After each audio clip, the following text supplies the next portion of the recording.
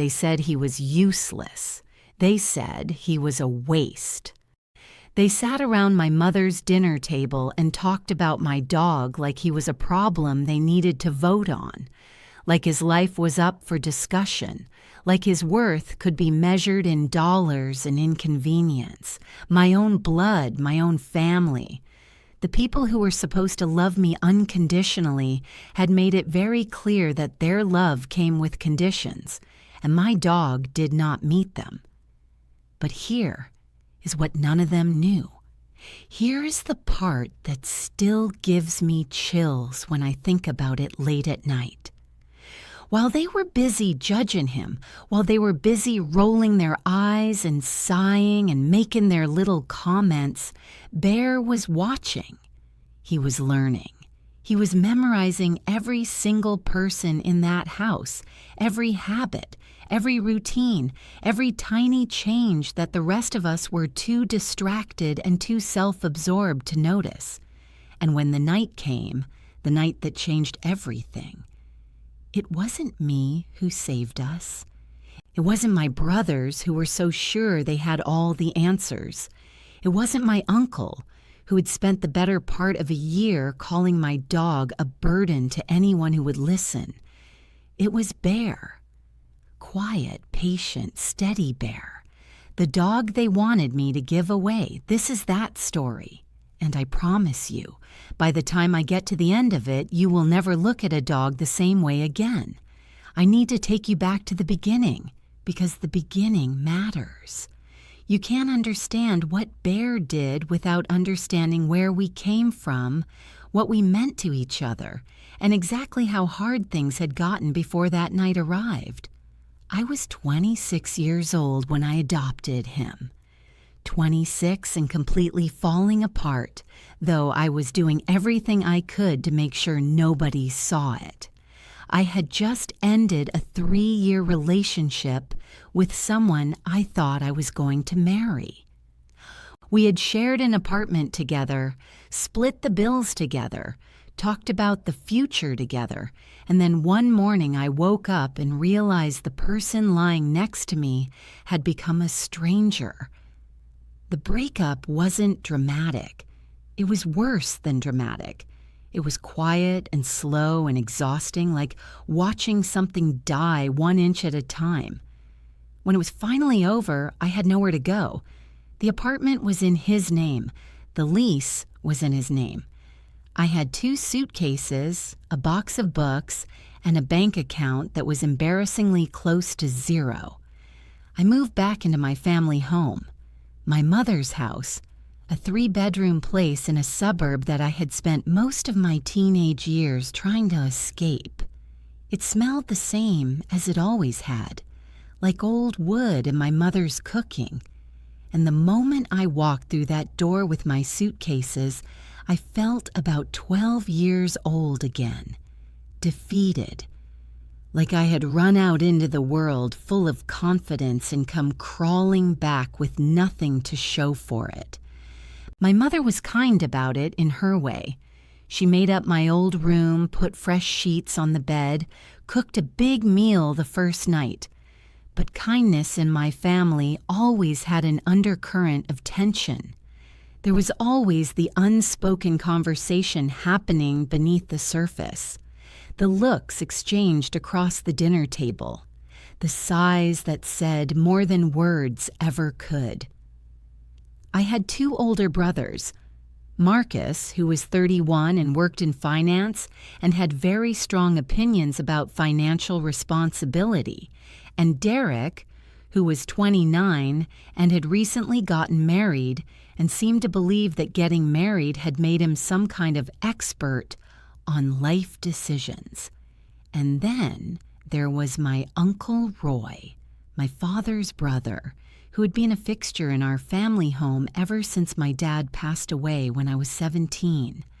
Uncle Roy filled the space my father left behind, which sounds generous until you understood that Uncle Roy's way of showing love was to criticize everything within arm's reach.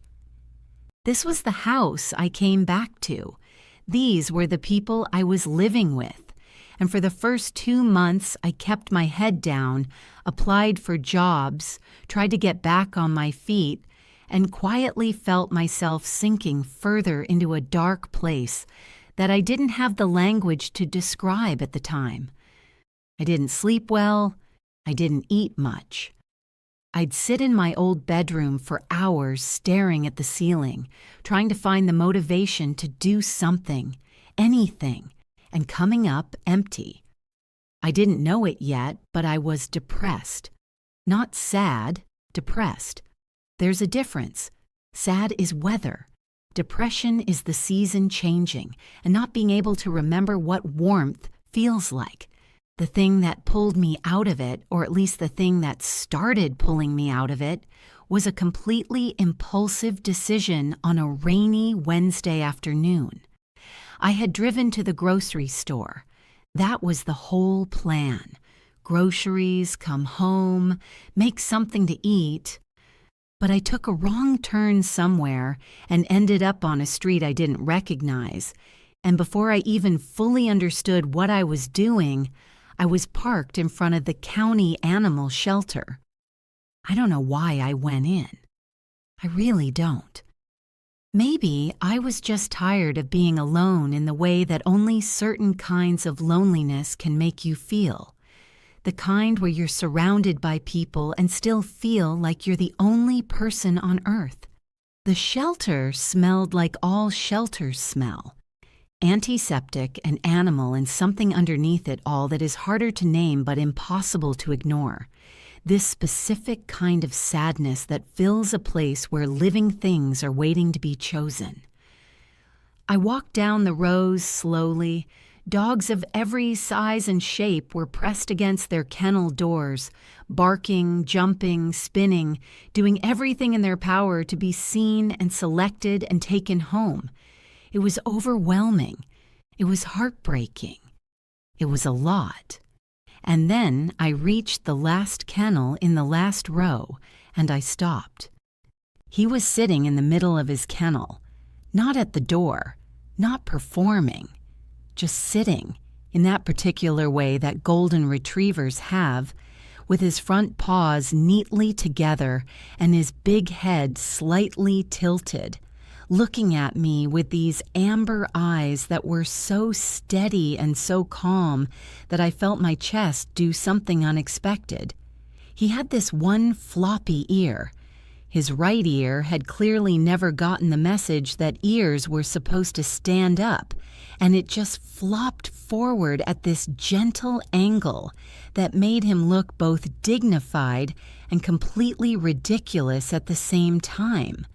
There was a small white patch on his chest, like someone had pressed a thumbprint there. He didn't bark. He didn't jump. He just looked at me. And in that look was something I cannot fully explain. A recognition, maybe, or a knowing. Like he had been waiting specifically for me and was mildly relieved that I had finally shown up, even if I was running a bit behind schedule. The little card on his kennel said his name was Bernard. He was 2 years old, surrendered by a family who was moving and claimed they couldn't take him. He'd been at the shelter for 6 weeks, which felt like a crime. I asked if I could spend some time with him in the meeting room, and the shelter volunteer gave me a smile that said she'd been hoping someone would ask that. In that little room, Bear. I was already calling him Bear in my head. Bernard was simply not going to work.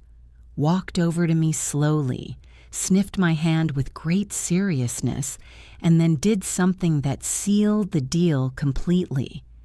He pressed his entire head against my stomach and just leaned there, not jumping, not licking, just leaning, like he was saying, "I know you're carrying something heavy. I can help with that." I paid the adoption fee with the last bit of cash I had and drove home with the dog in my back seat, wondering what on earth I had just done, and also knowing in some deep and certain place that it was exactly right. The first moment I brought Bear through my mother's front door, I watched her face go through about 5 different emotions in about 3 seconds. Surprise, confusion, concern, the beginning of an objection, and then a careful practiced neutrality that meant she had decided to reserve full judgment for later, when she could speak to my brothers about it first. "That's a big dog," she said. "He's a good dog," I said.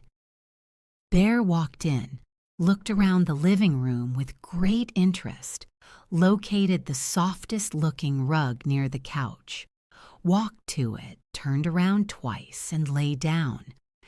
My mother watched him. He put his chin on his paws and sighed contentedly. "He'll need to stay out of the kitchen," my mother said finally, and went back to whatever she had been doing. That was her version of saying yes. My brothers were less diplomatic. Marcus came over for dinner 2 nights later and spent approximately 45 seconds in the same room as Bear before launching into a lecture about financial responsibility, the cost of veterinary care, the impracticality of owning a large dog when you had no stable income, and the psychological literature on what he called emotional dependency on animals. He said that last part like it was a diagnosis, like loving a dog was something you needed to be treated for. Derek nodded along to everything Marcus said, adding things like, "He has a point, and you really need to think about your priorities right now," which was rich coming from a man who had just spent $12,000 on a wedding reception he'd put entirely on a credit card. Uncle Roy arrived on Sunday, as he always did, for the weekly family lunch that had been a tradition since my father died. He walked in, saw Bear immediately, looked at me, looked at Bear, and said, "What's this?" "My dog," I said. "His name is Bear." Uncle Roy looked at Bear for a long moment. Bear looked back at Uncle Roy with that same steady amber gaze, completely unintimidated, completely calm. Something passed between them. I couldn't tell you what it was, but I noticed it. Uncle Roy made a sound in the back of his throat and went to wash his hands for lunch. That was the beginning, and it only went downhill from there. Over the next few weeks, the comments became a daily feature of my life in that house. They were constant, and they were creative, and they were delivered with the particular brand of confidence that people have when they believe they're being helpful while actually just being unkind. My mother started with the practical concerns. Bear shed, which was true. Goldens shed magnificently and constantly, as though they believe the world deserves to be covered in a gentle layer of golden fur. She found hair on the sofa and sighed. She found hair in the hallway and sighed.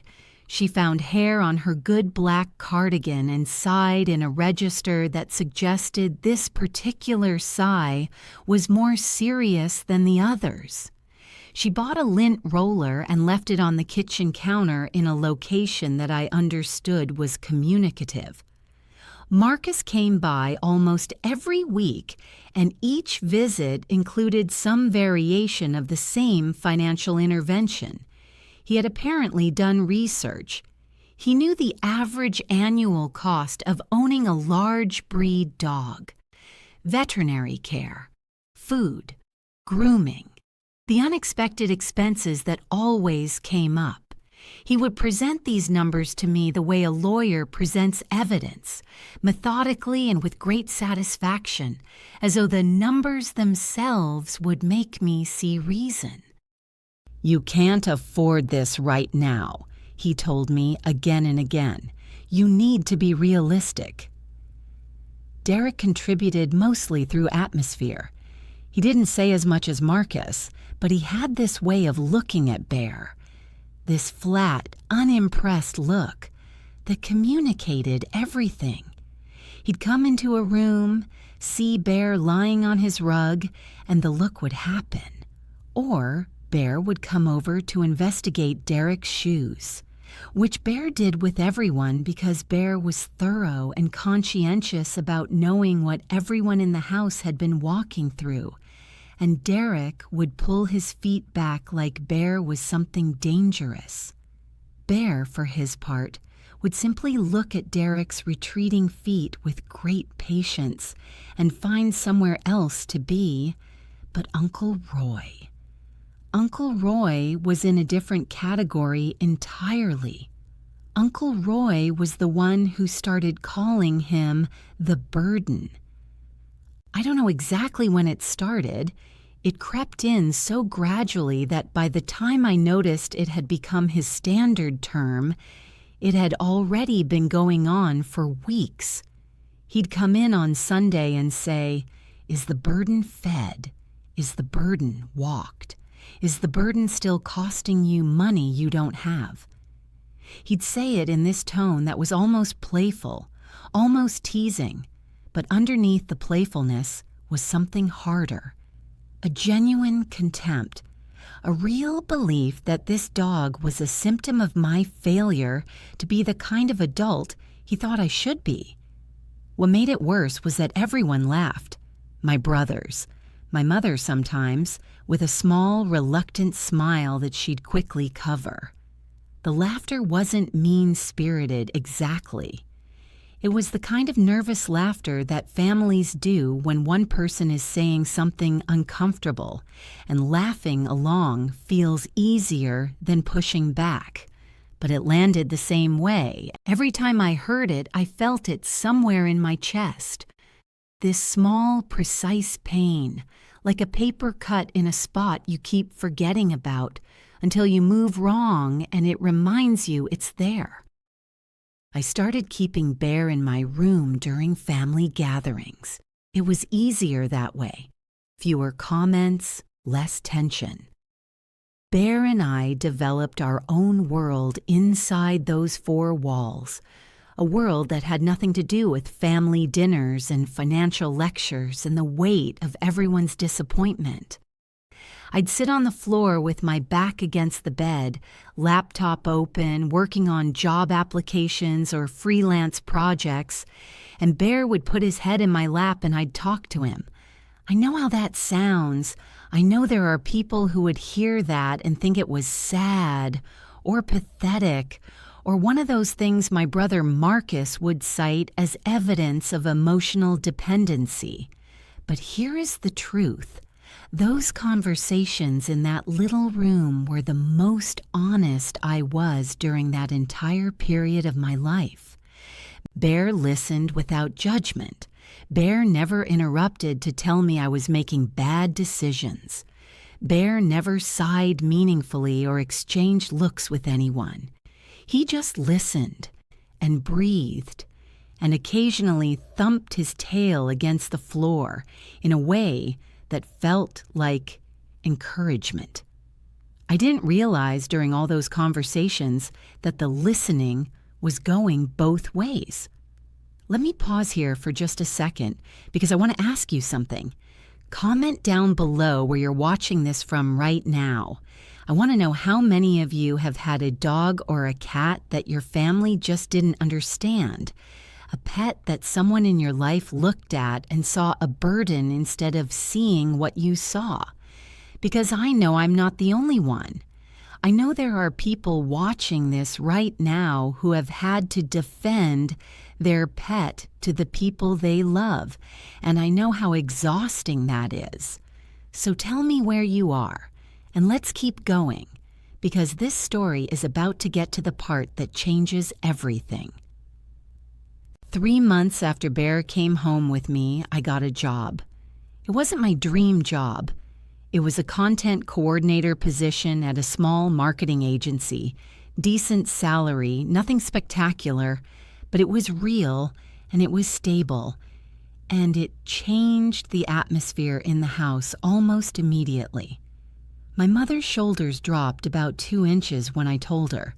Marcus gave me a firm handshake and told me this was the right direction. Derek said he was proud of me. Uncle Roy said, "Now maybe you can get your own place," and then looked at Bear, and the implication was clear. I started saving. I made a budget. I was doing everything I was supposed to be doing, and for a brief window of time, the comments about Bear slowed down. Not stopped, slowed. There is a difference. The undercurrent was always there.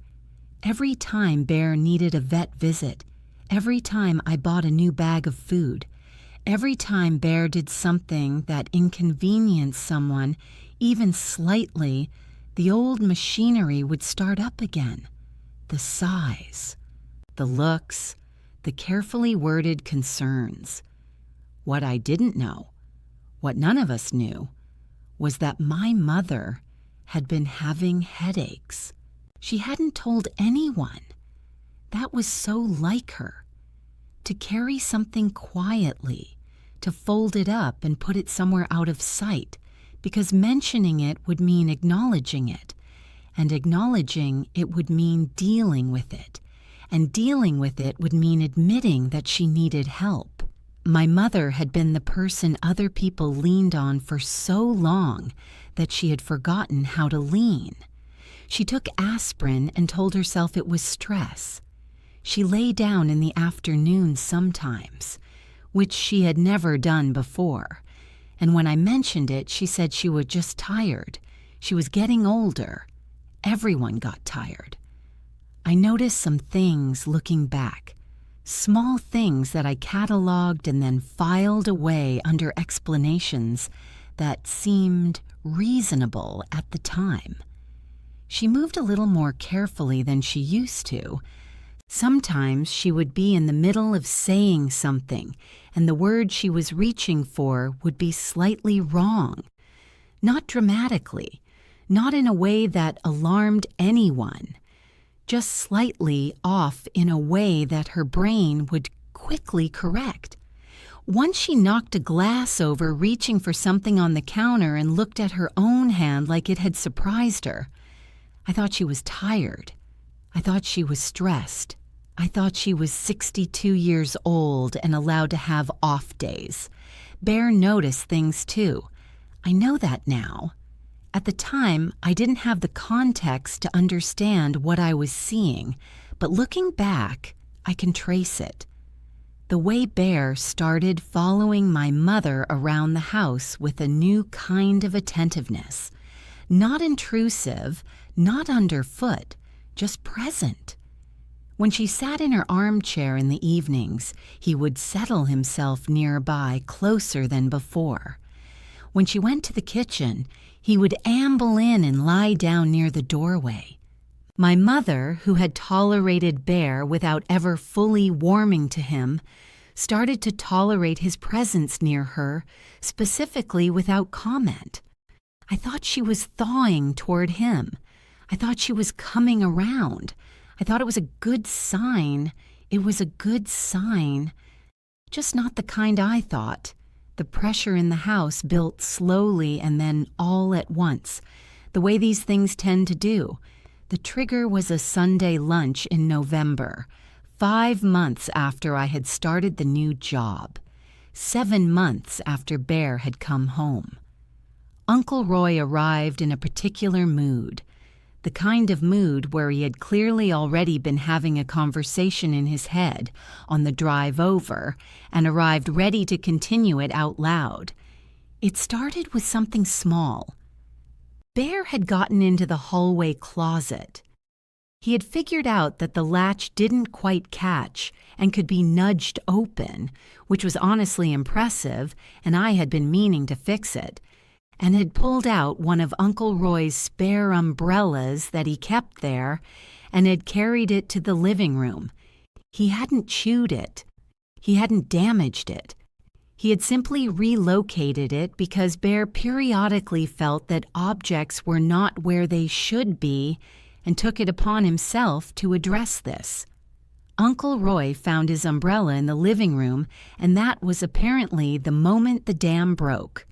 That's it. Uncle Roy said, and his voice had an edge that cut the normal lunch conversation right in half. I've been patient. I've said my piece and I've let it go and I've been patient. But this dog is a problem and I'm not going to keep pretending he isn't. I set down my fork. He's not a problem, I said, keeping my voice even. He moved an umbrella. I'll fix the closet latch. It's not about the umbrella, Uncle Roy said, and he looked around the table like he was gathering support, like he was taking attendance. It's about the fact that your sister is living here, struggling, spending money she doesn't have on an animal while we all dance around the issue because nobody wants to be the bad guy. So I'll be the bad guy. That dog needs to go. The table was quiet. The specific quiet that happens when something has been said that cannot be unsaid. I looked at my mother. She was looking at her plate. Marcus was looking at his water glass. Derek was looking at the wall somewhere to the left of Uncle Roy's head. Nobody was looking at me. Nobody is making me give up my dog, I said. It is not your house, Uncle Roy said, and he said it quietly, which was somehow worse than if he had said it loudly. This is your mother's house, and this dog sheds all over it and costs money you should be saving, and takes up space and energy that you need for getting your life together. It is a burden. It has always been a burden. And I think if your mother is honest, she will tell you the same thing.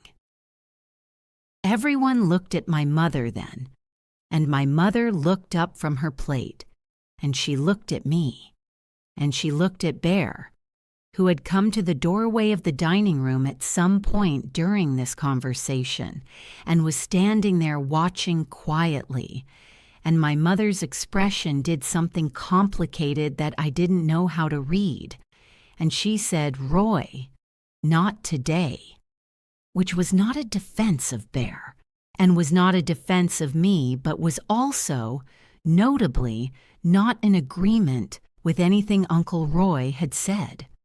Uncle Roy sat back. The lunch continued, but something had shifted. Something had been said that was now in the room permanently, taking up space, and everyone could feel it. That night, I sat on my bedroom floor with Bear, and I told him everything. I told him about the lunch. I told him about the umbrella. I told him about Uncle Roy's face and the way nobody at that table had looked at me. I told him I was scared. I told him I was so tired of fighting for the right to keep the one thing in my life that made me feel like myself. Bear listened to all of it. He put his paw on my knee. He looked at me with those amber eyes in that particular steady way he had. And then he did something he had never done before. He turned his head toward the hallway in the direction of my mother's room, and he held that gaze for a long moment before turning back to me. I didn't understand it at the time. I filed it away and forgot about it. I didn't know this would change everything. I didn't know that what was coming was already so close. 4 days later, it was a Tuesday. November, cold and gray. The kind of day that makes everything feel heavier than it is. My brothers were both out. Uncle Roy was at his own home. My mother and I were the only people in the house, which happened sometimes in the evenings. A quiet that I usually appreciated. A break from the constant social weight of the shared space. I was at my desk in my bedroom, working late on a project that was due the next morning. Bear was on his rug, or I thought he was.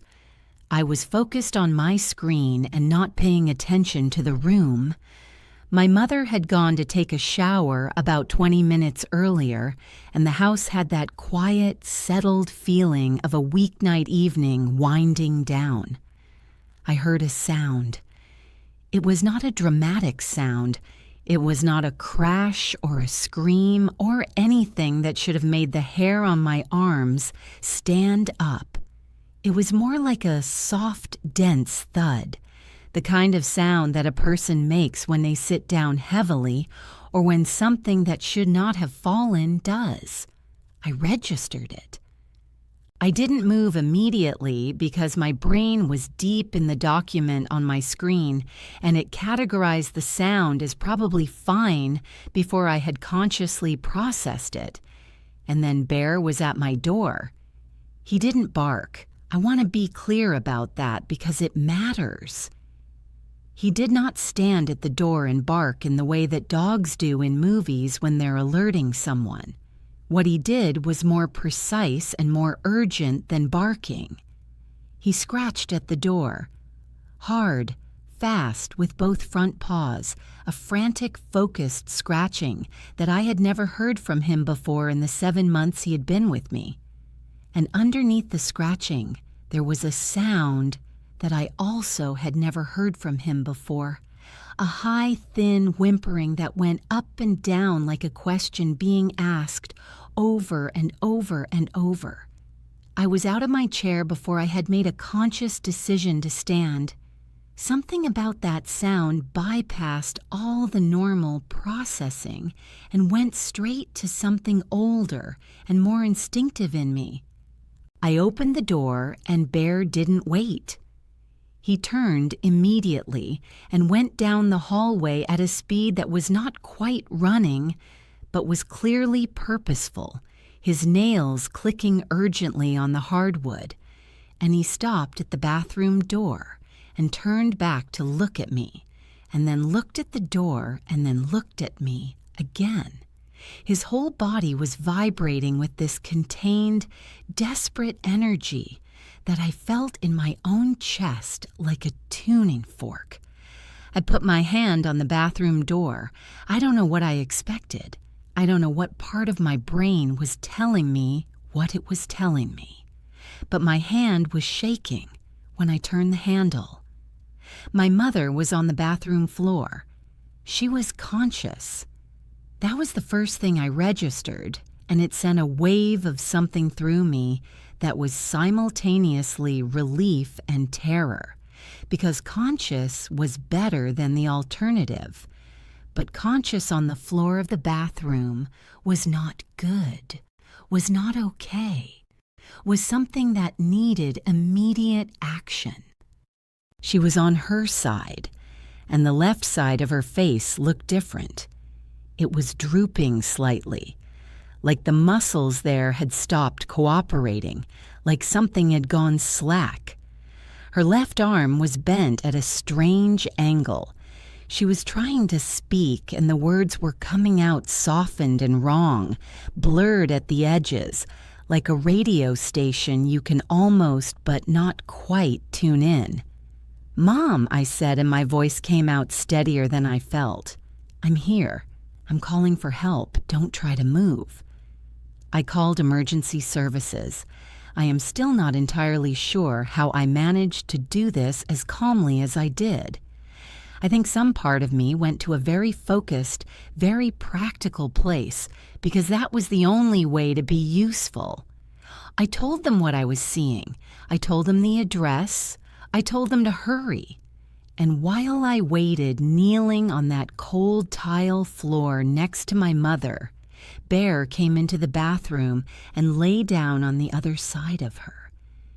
He put his chin down and pressed his warm body gently against her back, and he stayed there completely still, completely calm, like a weight or an anchor.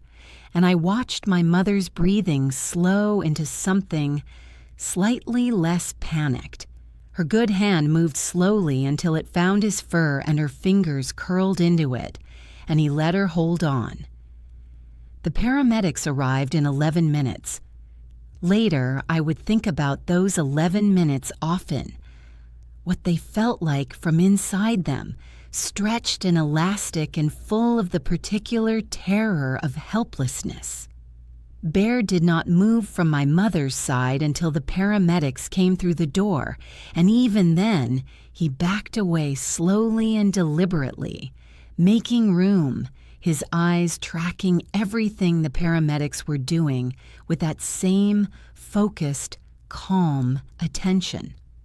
At the hospital, after what felt like a very long time, a doctor sat across from me in a small room and told me that my mother had experienced a stroke. She explained the type, the location in the brain, the treatment they were beginning. She explained the recovery process with the careful, measured delivery of someone who has had to deliver this information many times and has learned that precision and steadiness help. And then she said something that I have turned over in my mind every day since. She said the timing of getting help had been critical.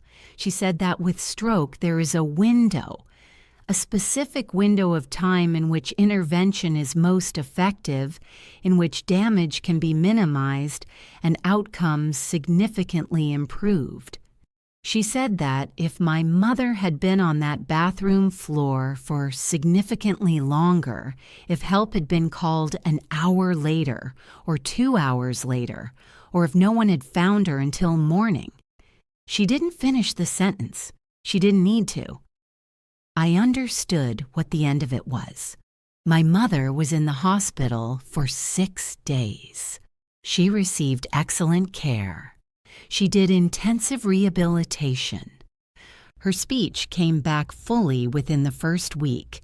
The left side weakness improved steadily and significantly. The doctors told us that her prognosis was genuinely good. Better than it might have been, far better than it could have been, specifically because of timing, specifically because help had arrived when it had. Specifically because Bear had come to my door. Subscribe right now if you believe pets are truly family, because what Bear did that night was not luck, and it was not coincidence. And if you've ever doubted the depth of what dogs are capable of, I need you to stay with me for the rest of this story. My brothers came to the hospital that first night. I was in the waiting room when they arrived. Marcus first, then Derek 20 minutes behind him, both of them in that particular state of controlled panic that men in my family default to in emergencies, the kind where the feelings are clearly enormous and present, but have been filed away somewhere inaccessible so that the practical matters can be handled. We sat together, the three of us, and I told them what the doctor had told me. I watched their faces as they processed the information, the timeline, the window, the implications of what would have happened if the timing had been different. And then Marcus said, "How did you know to check on her? What made you go in there?" I told him. I told him exactly what had happened. The scratch at the door. The whimper. The way Bear had led me down the hallway and stopped at the bathroom and waited for me to understand. I watched my brother's face while I talked. The controlled, practical expression he had been maintaining shifted into something else, something I had not seen on Marcus's face in a very long time. Something that looked like someone realizing they had been wrong about something important. Derek didn't say anything for a while after I finished. He sat with his elbows on his knees and his face in his hands and just breathed. When he looked up, his eyes were wet and he wasn't trying to hide it, which was so unlike Derek that it made my own throat close up. "Bear found her," Derek said. Not a question. A statement, like he needed to say it out loud to make it real. "Bear found her," I said. We sat with that for a long time. Uncle Roy came the next morning. He had been called the night before, but he lived 40 minutes away and had decided, rightly, there was nothing to do in those hours but wait, to come in daylight. He walked into the hospital waiting room and he looked older than he had looked 4 days ago at that disastrous Sunday lunch. He looked like a man who had spent the night confronting something and had not entirely survived the confrontation. He sat down heavily in the chair across from me, and for a moment he just looked at me with this expression that was difficult to categorize. It had grief in it, and something like fear, and something else that I was not yet ready to name. I told him the same story: the door, the whimper, the hallway, the bathroom. Bear lying down beside my mother on the cold tile floor and staying there until help arrived. Uncle Roy did not say anything while I talked. When I finished, he was quiet for a long time, and then he pressed his fist against his mouth and he looked at the ceiling for a moment, and when he looked back at me, his eyes were red, and he said, "That dog." Just that. That dog. In a voice that had cracked somewhere in the middle of those two words and was putting itself back together as best it could. I did not say anything. Sometimes silence is the kindest response. Is he all right?" Uncle Roy asked. "Bear, is he okay? Is anyone home with him?" "My neighbor is checking in on him," I said.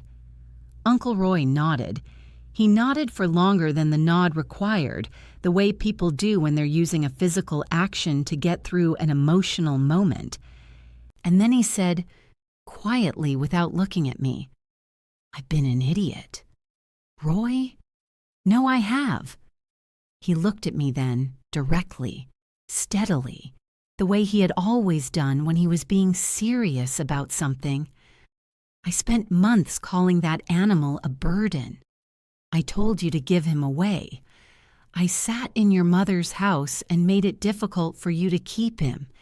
And if you had listened to me—" He stopped. He shook his head. "If you had listened to me." He couldn't finish it. Neither of us needed him to. My mother came home from the hospital on a Thursday. There was a small, quiet gathering at the house. Just family. Just the people who had been part of everything leading up to and following this moment. I had cleaned the house that morning. I had put fresh flowers on the kitchen table. And Bear, who had been staying with my neighbor and had clearly had an acceptable time given the evidence of extra treats and new toys, was home and waiting. When my mother walked through the front door, moving carefully, her arm linked through mine, she looked around the house like someone seeing it differently than they had before, like someone who had been somewhere that made home feel both the same and entirely changed. And then she saw Bear. He was sitting in the middle of the living room, not at the door, not jumping, not performing, just sitting, with his front paws neatly together and that one floppy ear, doing its thing and his amber eyes calm and steady, the same way he had been sitting the first day I'd seen him in that shelter, waiting, knowing. My mother let go of my arm. She crossed the room slowly and deliberately, and she lowered herself to the floor right there in the living room, in her good clothes she'd worn home from the hospital, and she put both arms around Bear, and she held on. Bear put his chin on her shoulder, and his tail moved in slow, steady sweeps. Neither of them made a sound. No one in the room said anything. There was nothing to say that would have been equal to what we were all watching. Uncle Roy came that Sunday, as he always did. He brought flowers for my mother, which he had never done before, and he brought something else. A large bag from the pet store containing, among other things, an extremely fancy dog bed, a collection of treats, a rope toy, and a small brass tag that he had had engraved. He set the bag down in front of Bear, who investigated it with great seriousness and apparent approval. And Uncle Roy picked up the brass tag and turned it over in his fingers and held it out to me. I read what it said. Bear, not a burden, a hero. I had to look at the ceiling for a moment. I had to take a breath that was not quite steady. I took the tag from him, and in doing so, we were doing something that didn't require words. An acknowledgement, a reckoning, an apology in the shape of a brass tag, and a moment of eye contact between two people who had been at odds and had both, in different ways, been marked by what had happened. I owe you an apology, Uncle Roy said. To me first, and then he looked at Bear. And I owe one to him. Bear looked at Uncle Roy.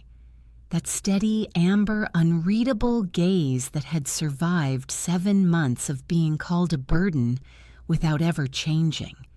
And then Bear stood up, walked over to Uncle Roy, and pressed his head against Uncle Roy's hand. Just like that. Just that simple. No grudge, no withholding, no record of wrongs kept and reviewed. Uncle Roy made a sound that I am going to describe only as the sound of a 64-year-old man who has not cried in front of his family in approximately 40 years, realizing that he is about to cry in front of his family right now and making a decision to let that happen. He put his hand on Bear's head, and he breathed, and he let it happen. My brothers, to their credit, were changed by this in ways that were visible and sustained. Marcus stopped making financial arguments about Bear, not just stopped making them in my presence, but genuinely stopped, in the way you can tell is real, because the energy underneath it changed. He started asking about Bear the way he asked about people he cared about. How's he doing? Is he eating well? Has he had his checkup? Derek, the one who used to pull his feet back when Bear came near, started coming over and sitting on the floor. On the floor. Letting Bear climb half into his lap and just accepting it. Looking quietly pleased about it in the way of someone who has discovered something they had been missing without knowing it. And my mother. My mother became someone who talked about Bear to her friends on the phone. I would walk past her room and hear her telling someone the story. Bear in the bathroom and the scratching at the door and the tile floor. In this voice that was full of something enormous. She started keeping a little tin of treats in her cardigan pocket. She started saying goodnight to him before she went to bed.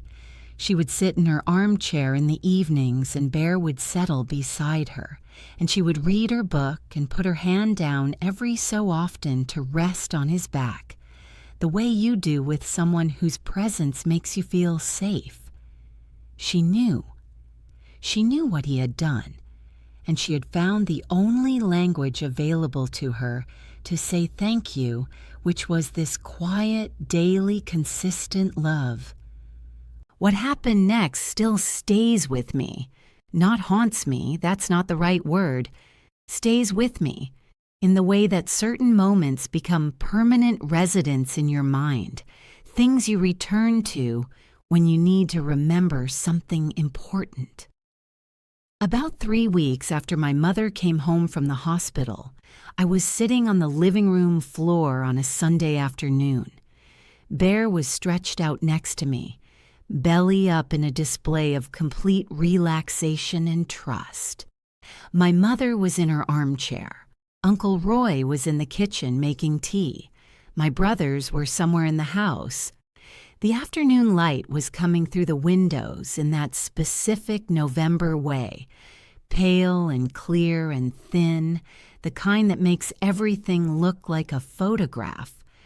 I was attaching the new brass tag to Bear's collar, the one that said, "Not a burden, a hero." I was fiddling with the clasp and Bear was waiting with approximately 40% of his usual patience, which for Bear meant he was lying completely still but casting significant, meaningful glances at me to indicate that this process should perhaps be concluded in a timely manner. My mother looked up from her book and watched me do this, and she said quietly, "He never stopped watching over us, did he? Even when none of us deserved it." I looked at her. I looked at Bear. I thought about 7 months of comments and sighs and lectures. I thought about umbrellas in hallways and lint rollers on kitchen counters, and the word burden repeated so many times it had almost become wallpaper. I thought about a dog sitting in the last kennel in the last row of a shelter, waiting for someone to come. I thought about a scratch at a door on a cold November night. I thought about Bear pressing his warm body against my mother's back on a cold tile floor and staying there until help came. Because that was what he did. Because that was who he was. Because he had never been the problem and had always been the solution. We just hadn't known it yet. "No," I said, "he never stopped." Bear is 11 years old now. His muzzle has gone gray in this distinguished way that I find extraordinarily handsome, and he has some mornings where his joints are stiffer than they used to be, and he takes his time getting up. And on those mornings, I sit on the floor next to him, and we take our time together, because there is no rush, because the mornings we have are worth being present for. He still makes his rounds every day. It is the first thing he does in the morning before he eats, before he goes outside. He does his rounds. He checks on my mother. He checks on me. He goes from door to door in this house, in this patient, deliberate, thorough way, confirming that everyone is accounted for and everything is okay. And then he comes back to wherever I am and he settles and he puts his chin on his paws and he rests. He is watching. He is always watching. He has always been watching. There is a photograph on my mother's mantelpiece. She put it there herself, took it from my phone one day and had it printed and framed. It is a photograph of Bear on his first day in this house, lying on that soft rug near the couch with his chin on his paws and his one floppy ear at its particular angle. He looks completely at home. He looks like he belongs there absolutely. He looks like he knew something none of us did. He did. He always did. I think about the version of this story that could have happened if I had listened.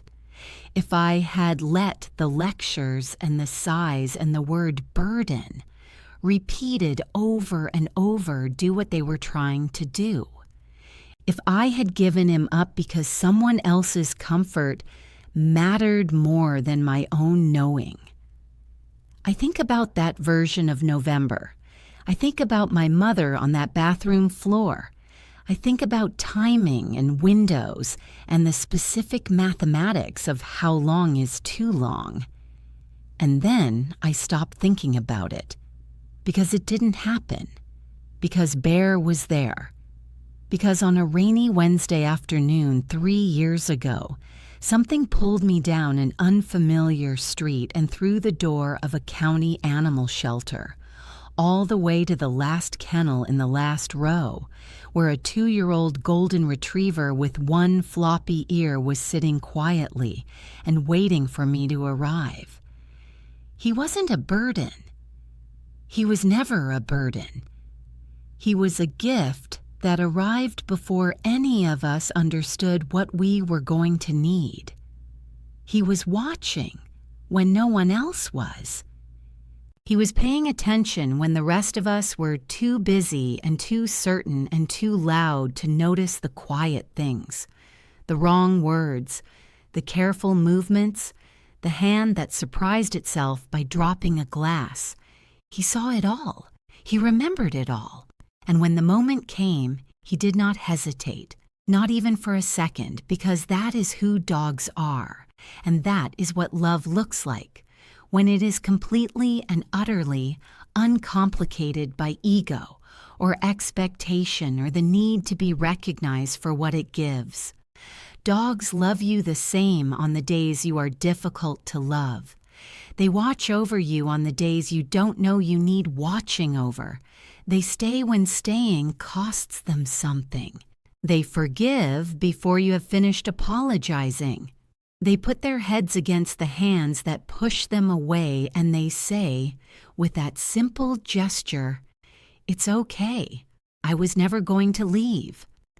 Bear is 11 years old and his muzzle is gray, and some mornings his joints take their time, and there will be a day. Not today.